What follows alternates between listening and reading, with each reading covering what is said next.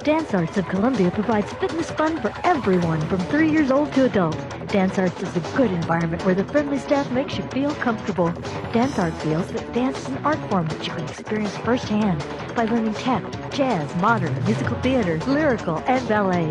Dancearts urges you to enjoy a sense of accomplishment while getting fit and having fun. For class information, call 875-1569. Dancearts of Columbia, serving Columbia since 1979. Good morning and welcome to Radio Friends on Monday, June the 29th. And we talk about Dancearts. We've got my dear friend Marie Robertson here from Dancearts. Good to have you here. It's always good to be here. Congratulations on the massive recital that you had in May at Jesse Auditorium. It was wonderful. Yeah. Great. Yeah. And we had a good time. Everybody had a good time. Bigger and better each year, doesn't it? I hope so. I like to think that. But you're here today to remind people that you have a summer camp. We have a summer intensive dance camp that starts July 13th and it runs through the 24th. We have a showcase performance at Stevens Playhouse on the 25th at 6:30. So after they finish the intensive dance camp, and it is intense for 2 weeks. It is. Well, they dance from 9 to 5. They have an hour off for lunch. And they're dancing the whole time. Yes, they are. They better be. Marie, I can't imagine that. What's the age of the kids?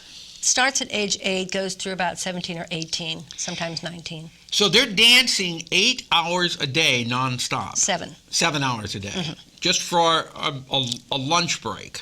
Right. And then after... They can have water.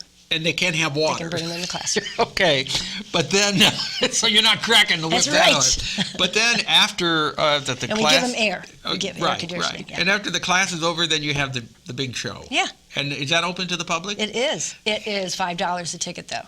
Oh, my goodness. Yeah. I mean, Well, that's a steal. Yeah. That's a steal. But if people, you still have room if people want to sign up? Definitely. So for the intensive dance camp, which starts the middle part of July and runs for 2 weeks, and we're talking intensive dancing, and then it ends with a big show at Stevens. Right. How can they sign up for the class? They can give us a call at 875-1569 at Dancearts. If no one's there, leave a message. We are good about getting back to you right away. Or they can go to our website, which is dancearts@socket.net. I mean, that's our email. That's our email. The website is www.danceartsofcolumbia.com. Okay, or you can Google it if you Google didn't get it. But Dancearts, and what's the phone number again? 573-875-1569. Okay, for the intensive dance camp. Yes. Always a pleasure having you here, Marie Robertson. Thank you. My good friend for many, we're trying to figure out before we went on how many years we've known each other. It's a long time. Really, hundreds of years. Hundreds, maybe together. It's been a long time. She's a wonderful lady, and so is Dancearts.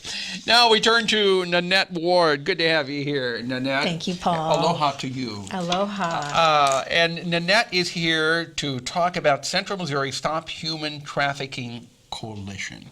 Now, you've got several things that you want to bring up today, right? Just to lift up this topic once again to everybody, your viewers, there was some great legislation that passed, both federal and state. At the federal level, there was a Justice for Victims of Trafficking Act that passed, and this will definitely improve services to victims of trafficking across the country.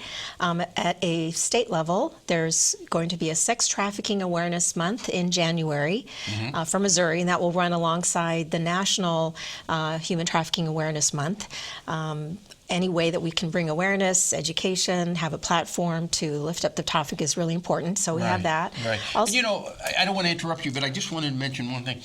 When we started talking about this many years ago, I had no idea that we had that situation, human trafficking, here. it's Not just in Missouri, but in Columbia. It's in every state of our country, in both rural and areas and cities.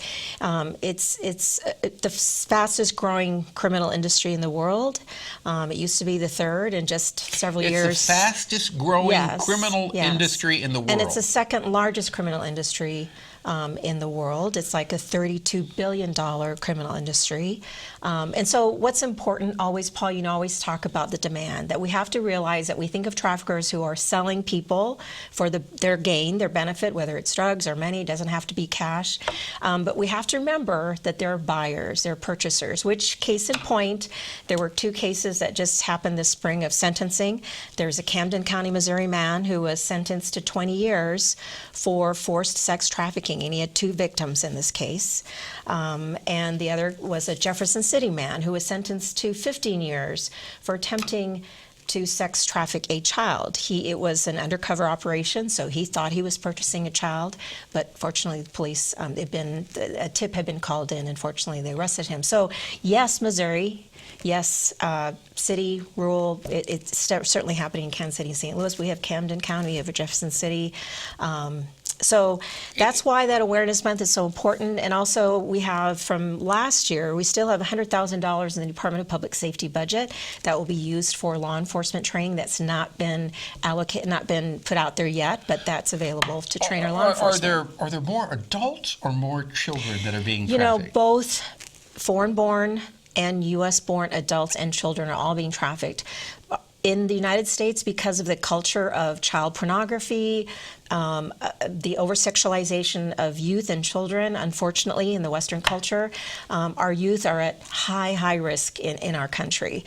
Certainly all the other groups are being trafficked as well, but the National Center for Missing and Exploited Children will tell you that the number of missing children increases every year, and most of those children are most likely being trafficked. And if you have a child that runs away in a very short time, it's very likely that they're going to be approached by someone who will end up selling them. They might try to be a friend or a boyfriend, but ultimately with that intention in mind. So we're almost out of time, Yeah. but what can we do as a society? Well, have 2 main things. Have that conversation.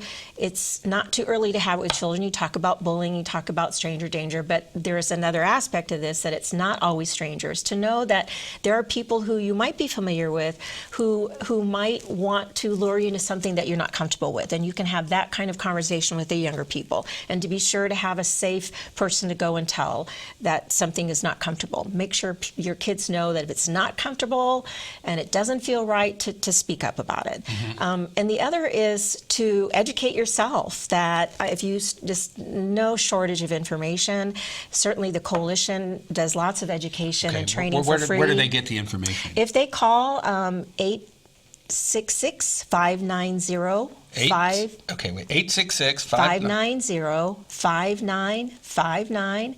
That's our toll-free number, and you can call. We have people who reach out to us for training, and also help at StopHumanTraffickingMo.com is our email, and our website is StopHumanTraffickingMo.com. Nanette, thank you for coming by. Absolutely. And continued success with a really tough job that you're doing. Thanks, Paul. Mahalo. Mahalo to you too, and have a good time in Hawaii. Thank you. We're out of time for today. Marie Robertson, thanks for coming by. Tomorrow, Family Impact Center. Our program directed by Travis McMillen of the Reynolds Journalism Institute. Audio, Pat Akers from KBIA. Our flow director, Lowell Thomas, and our assistant producer and guest coordinator, Uncle James Mouser. See you tomorrow. Bye-bye.